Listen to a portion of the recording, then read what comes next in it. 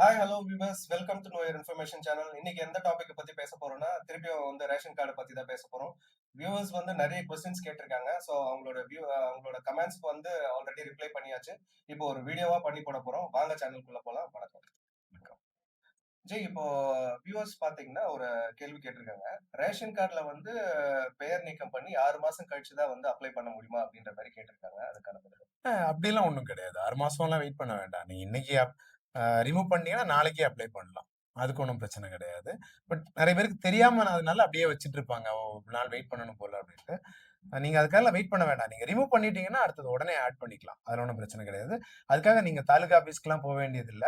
நீங்க நேரடியா இ-சேவை மையத்துக்கு போனீங்கனாலே, அங்கேயே நீங்க அப்ளை பண்ணி ஆட் பண்ணிக்கலாம். ஓகே. அதே மாரி குடும்பத்துல ஒரே ஒரு பையன். சோ அவரு தனியா ரேஷன் கார்டு அப்ளை பண்ணலாமா? அப்படின்ற மாரி கேட்டிருக்காரு. இப்ப சில இடங்கள்ல ஒரே வீட்ல அப்பா, அம்மா இருக்கிறாங்க.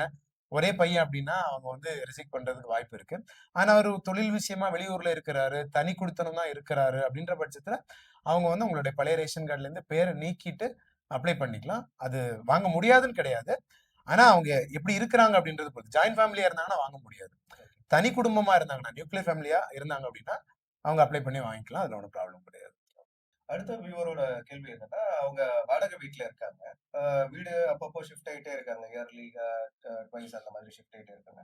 சோ அப்ளை பண்ணணும்னா ஃபேமிலி மெம்பர்ஸ் எல்லாரோட ப்ரூஃப்லயும் ஒரே அட்ரஸ்ல இருக்கணுமா? ஆதார்ல அப்படின்ற மாரி கேட்குறாங்க. இல்ல. அது தேவையே இல்ல. நம்ம இத சொல்லியிருக்கிறோம். ஆதார்ல எல்லாருக்கும் ஒரே அட்ரஸ்ல இருக்கணும்னு அவசியம் கிடையாது. ஆனா, அங்க அவங்க இருக்கிறாங்க அப்படின்றதுக்கு ஒரு ஐடி ப்ரூஃப், அட்ரஸ் ப்ரூஃப் கண்டிப்பா இருக்கணும். அது நீங்க ஆல்ரெடி அ வீட்டு வாடகை அக்ரீமெண்ட் பத்திரம் போட்டிருப்பீங்க இல்லையா? அது இருக்கும். ஓகேவா?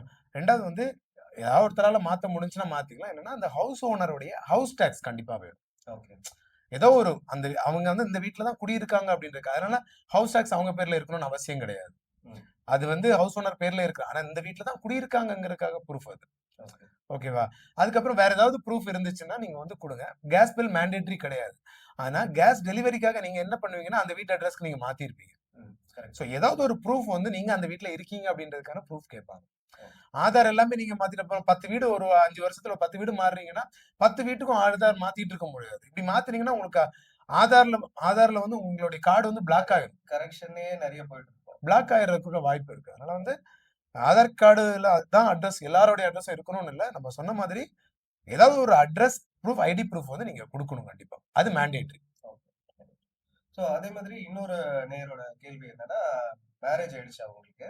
சோ 6 மாசம் ஆயிடுச்சு. அதுக்கப்புறம் அவங்க வீட்ல பொண்ணு வீட்டு சைட்ல ரேஷன் கார்டுல பேர் ரிமூவ் பண்ணிட்டாங்க. இப்ப அடுத்தது என்ன பண்ணணும் அப்படின்ற மாரி கேட்குறாங்க.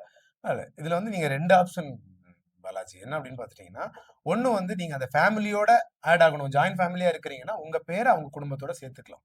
ஓகே. சோ இது சிம்பிள். இது நீங்க உடனே முடிஞ்சிரும். ஓகேவா? ஆனா இல்ல, நாங்க தனி குடித்தனம் இருக்கிறோம். தனியா தான் எங்களுக்கு வேணும் அப்படின்னா, அந்த பையனுடைய பேர அவங்களுடைய ரேஷன் கார்டுல இருந்து ரிமூவ் பண்ணணும். ஃபேமிலி ரேஷன் அவங்க பழைய ரேஷன் கார்டுல இருந்து ரிமூவ் பண்ணி, இவங்க புதுசா ரேஷன் கார்டு அப்ளை பண்ணணும். ஓகே. புதுசா பொண்ணும் பையனும் தனியா ஒரு ration card apply ration card apply பண்ணணும். அது நம்ம ஆல்ரெடி சொல்ற மாதிரி. தனியா இருக்கிறீங்கன்னா, தனியா ரேஷன் கார்டு வேணும்னா, நீங்க தனியா இருக்கிறீங்க அப்படின்றதுக்கான ப்ரூஃப் எல்லாம் நீங்க அவங்களுக்கு சப்மிட் பண்ண வேண்டியது இருக்கும். அவ்வளவுதான். ரேஷன் கார்டு குடுத்துற போறாங்க. அடுத்த நேயரோட கேள்வி அவங்க ஒரு வாடகை வீட்ல இருக்காங்க. சோ வாடகை வீட்ல அவங்களுக்கு கேஸ் பில் கிடையாது. சோ ஹவுஸ் ஓனரோட கேஸ் பில்ல வச்சு நாங்க அப்ளை பண்ணலாமா அப்படின்றத கேட்கறாங்க. அவங்களுக்கு என்ன பதில்? ஹவுஸ் ஓனருடைய கேஸ் பில்ல வச்சு அப்ளை பண்ணீங்கன்னா, ஹவுஸ் ஓனருக்கு தானே வரும். இது கண்டிப்பா ரிஜெக்ட் ஆகுறதுக்கு அதிக வாய்ப்புகள் இருக்கு. ஏன் அப்படின்னா, உங்களுடைய அட்ரஸ்க்கு நீங்க இப்போ நீங்க ரேஷன் கார்டு எடுக்கிறீங்க அப்படின்னா, நீங்க வாடகை வீட்ல இருக்கீங்கன்னா, வாடகை ஒப்பந்த பத்திரம் இருக்கும். அத நீங்க வச்சுக்கோங்க. அதுக்கு அடுத்தது ஹவுஸ் ஓனருடைய வீட்டு வரி ரசீது நீங்க வாங்கி வச்சுக்கலாம். ஏன்னா, வாடகை ஒப்பந்த பத்திரத்திலயும் ஹவுஸ் ஓனர் பேர் இருக்கும். வீட்டு வரி ரசீதுலயும் அவங்க பேர் இருக்கும். அதனால ஓகே. அப்ப நீங்க வாடகைக்கு தான் இருக்கீங்க அப்படின்றதுக்கான ப்ரூஃப் உங்கள்ட்ட ரெடி ஆயிரும். அதுக்கப்புறம் நீங்க அந்த அட்ரஸ்ல இருக்கிறதுக்கான ப்ரூஃப். இத தாண்டி வேற ஏதாவது ஒரு அட்ரஸ் ப்ரூஃப் இருந்துச்சுன்னா, அதையும் நீங்க ஆட் பண்ணி நீங்க அப்ளை பண்ணுங்க. இன்கேஸ் கேஸ் பில்ல இஷ்யூ இருக்கு அப்படின்னா, நீங்க என்ன பண்ணுங்க, கேஸ் கம்பெனிக்கு போனீங்க அப்படின்னா, உங்களுடைய பேர்ல அட்ரஸ மட்டும் நீங்க இப்ப இருக்கிற அட்ரஸ்க்கு மாத்தி குடுத்துருவாங்க.